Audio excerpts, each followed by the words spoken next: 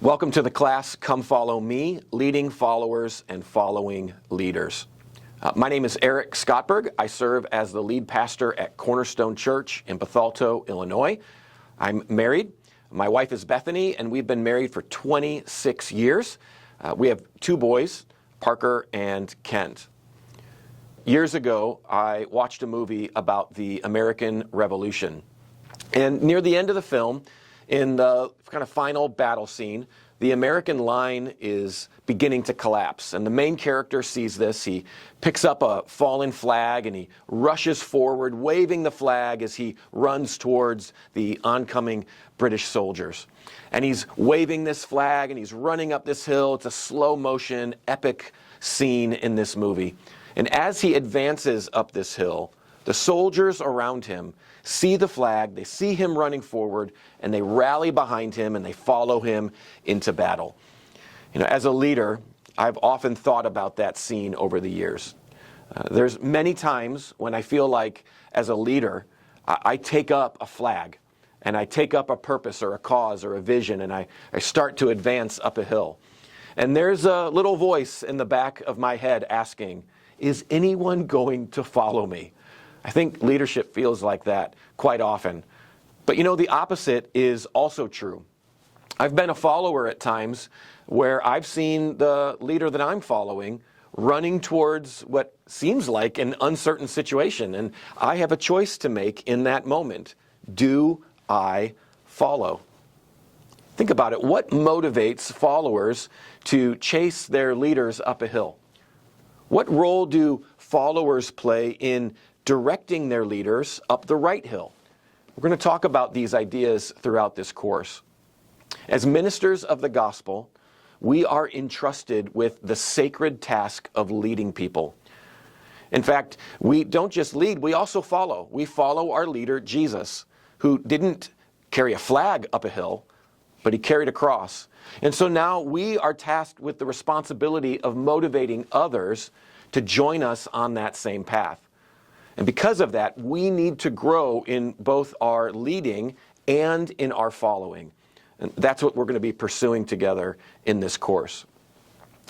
Several months ago, my wife and I spent the day running errands. And I should clarify that when we talk about running errands, these were her errands. They were not my errands. It consisted of a lot of shopping at clothing stores, and I was basically there for the ride.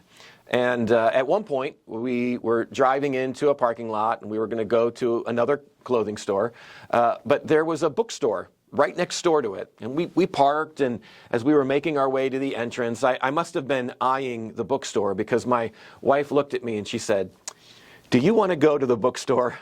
And I'm sure I said something charming like, "No, darling. I just want to be with you all day, and I'm happy to stand there while you look through 100 similar-looking shirts." She rolled her eyes, of course, and said, "Look, go ahead, just check out the books." So I went to the bookstore, and when I was there, I made my way through all of the different sections. I saw all different categories of books: religion, science, history, mystery, business. There was a large section in that store on leadership books. But as I looked around, and I did look for this, I noticed that there was nothing on following. There wasn't a section, and I couldn't even find a book on the topic. Culturally, we place a lot of emphasis on leaders and leadership development. This happens in the secular world, but it also happens in the church. And this isn't necessarily a bad thing. I mean, leaders are important. But the abundance of information that we have on leadership, I think it highlights something significant about how we think of leaders.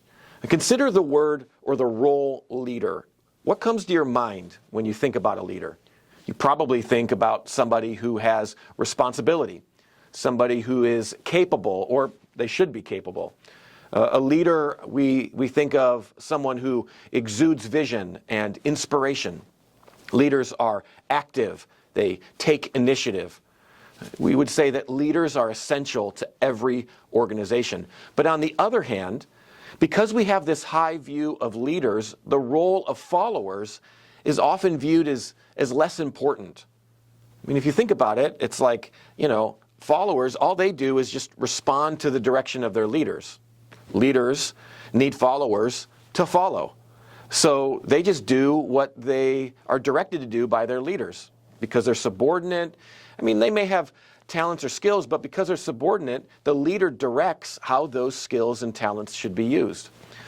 Now, some followers, if they have what it takes, they might be future leaders. I mean, staff pastors, how many times have you been asked by someone, when are you going to become a real pastor? It's as if we think that following is the training ground for the real work of leadership. We're going to address some of these perceptions over the course of this class. And although we will talk about leaders, a significant portion of our time is going to be focused on followers. And if you think about it, we have more followers than we do leaders. We have all these books on leadership, but we have more followers than leaders. Now, to be clear, leaders need training. But don't the people that they lead don't the people that they lead also need training? Throughout this course, one of the big ideas that we're going to address is this. Leaders need to lead well, and followers also need to follow well. We're going to challenge the idea that leadership is the primary or main significant role. I want to show throughout this course that following well is just as essential and just as demanding. So let's start by looking to the scriptures and providing a biblical framework for what we're talking about here. The Bible has a lot to say about leaders and followers, and we see the topic first come up in the opening pages of the scriptures. The account of creation reveals the leader-follower relationship in its ideal state. God speaks, and creation responds. Order comes from order. There's no conflict, there's no questioning of authority, there's no abuse of power. The leader leads, and creation follows. Throughout each day of creation, we see this phrase, "it was good."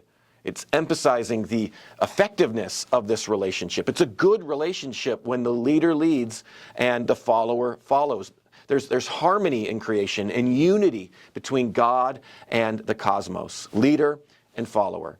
And isn't this what we want in our churches? I mean, I think for those of us that are leaders, we would love this kind of action and reaction. I speak, and then there's a response from our congregants and from our staff. But we don't experience that kind of relationship today, of course, and that's because of what happens next in the text. The harmony doesn't last long. God speaks to Adam and Eve, but unlike creation, Adam and Eve don't follow. They don't obey. And because of that, disorder comes from order, and exile and death blemish God's word. This continues, of course, until the arrival of Jesus. He perfectly lives in perfect submission to the Father. Jesus follows well. Now, through his life and death and resurrection, now because of that, we are called to model faithful followership as we obey him and as we live out the way of his kingdom. So creation shows us how followership is supposed to work. The fall shows us why it doesn't, and Jesus shows us how to live it again. So as we go through this course together, let's remember that we are talking about something greater than a leadership principle. When we talk about leaders and followers, we're talking about the kind of relationship that Jesus has with the Father. We aren't looking for tips for creating a healthy staff culture or creating effective management teams. This isn't about motivational tips. Throughout this course, we're talking about reflecting the character of Jesus. We want a creation state model of following. We want to emulate and reflect the relationship that Jesus has with the Father. So let's define or maybe redefine some terms. Let's start with leadership. What is a leader, or what does it mean that we have leadership? Well, John Maxwell has a famous definition, and he defines leadership as influence. This is a great, simple, very clear definition. A leader exerts influence on his or her followers. So if that's the case, then let's flip it around and look at it from the follower perspective. If that's what a leader is, then what's a follower? And if we use the terminology of John Maxwell, we might say a follower is one who is influenced. But if that's true, then a follower is someone who just simply responds or reacts to the direction of the leader. And I think that's probably how many of us view the leader-follower relationship. However, over the course of the next several classes, I want to challenge that idea. Followers don't simply respond. Followers are participants and contributors. You know, when I was at that bookstore that day, I didn't find any books on followership, but there are several books on the topic. And one of those is called The Power of Followership by Robert Kelly. And in that book, Kelly recounts a story from his time when he was younger, when he was playing football. He talks about how their team got a new, talented quarterback who was a bit arrogant. And early on, when they were playing with this quarterback decided that he was going to complain about the offensive line's performance. He was suggesting that his effort far outpaced theirs. And so, in response, Kelly writes this: "We let the other team crush him 2 or 3 times in a row. And in the huddle, we let him know that he needed us more than we needed him." This is a funny little story, but it illustrates a powerful truth about leadership. The leader may carry great responsibility, but that doesn't mean anything if no one is following. Leaders matter, but so do followers. Now, this is pretty obvious, but I think it bears mentioning. Leadership is like a coin. A coin, of course, has 2 sides, heads and tails. You have to have both sides. And in the same way, a leader is only a leader if he or she has followers. Followers can't follow if no one is leading. One can't exist without the other. So as we've been observing here, although both are essential, leadership often receives more attention. And this imbalance between the two, it can create a negative perception that followers lack the necessary skills, or that followers just need more training so they can become a real leader someday. Ira Chaliff puts it this way. He says, "Follower is not a pejorative. It is a legitimate and necessary role. Sometimes we lead, and sometimes we follow. Both roles are honorable if they are performed with strength and accountability." For Chaliff, leading isn't more important than following. But what is important is how you lead and how you follow. You know, we often talk about strong leadership, and we should, that's important. But Chaliff here mentions the importance of strong following. See, our churches need strong leaders, but our churches also need strong followers. How we think about followers and how we think about leaders and how we identify them, this matters. Ernest Stetch writes about 3 different paradigms for understanding and addressing this leader-followership relationship. He calls the first paradigm the leadership-follower paradigm. And in this perspective, the idea is that some people inherently have what it takes to lead, and others don't. So this might be a traditional view of the topic. The idea is that a leader has innate traits, maybe it's strength or charisma, and followers, on the other hand, are passive. They just conform, they comply with instructions. And so this view says there's 2 people, leaders, followers, and they don't mix. The second paradigm he calls the leadership, followership, organizational position paradigm. This view adapts the first, but it focuses more specifically on the context of work environments. So in the first view, leaders emerge because of their intrinsic characteristics. But in this view, leadership comes from title and position. So skills matter, but the idea is that institutional authority plays a more central role in shaping who leaders are. So a title can give people leadership, and people may have inherent skills, but those skills can be developed by everyone. And the way that happens is through training provided by the organization.